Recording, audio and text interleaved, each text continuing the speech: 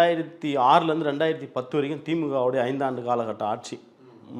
மறைந்த முன்னாள் முதல்வர் கருணாநிதி அப்போ வந்து இப்போ இருக்கிற முதலமைச்சர் திரு மு.க. ஸ்டாலின் அப்போ மேயராக இருந்தார், சென்னை நகர மேயராக இருந்தார். அவரோட ஆட்சி காலம் தான் சிங்கார சென்னை திட்டமே முதல்ல இவங்க தான் பண்ணுறாங்க, அந்த ஸ்லோகனை இவங்க தான் கொண்டு வராங்க.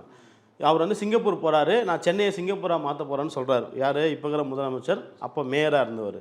அப்போ தான் 2006லேருந்து 2010 வரைக்கும் சென்னையில் இருந்த குடிசை பகுதியில் திடீர் தீ விபத்து, இப்போ நீங்கள் வேசர்பாடி எரிஞ்சதில்லை, அதுபோல் திடீர் தீ விபத்துன்ற பேரில் குடிசைகளை கொளுத்தி விட்டு சென்னைக்கு வெளியே செம்மஞ்சேரி, கண்ணகி நகர், பெரும்பாகத்தில் கொண்டு வந்து போட்டாங்க. கிட்டத்தட்ட 5 ஆண்டுகள் 2006லேருந்து 2010 வரைக்கும்.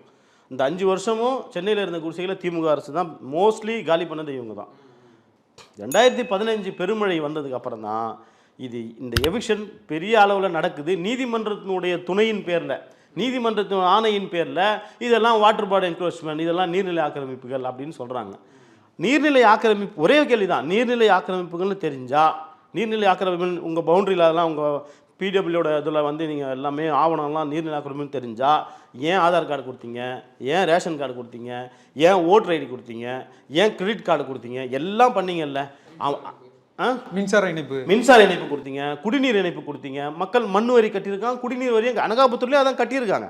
அப்போ 50 வருஷமாக நீ இவங்ககிட்ட எல்லாத்தையும் வாங்கிக்கிட்டு இவனோட ஓட்டை வாங்கி நீங்கள் அதிகாரத்துக்கு வந்துட்டு இப்போ திடீர்னு நான் நீதிமன்றத்தோட முதுகு பின்னாடி மறைஞ்சிக்கினீங்களா நீர்நிலை ஆக்கிரமிப்புன்னு சொல்கிறது.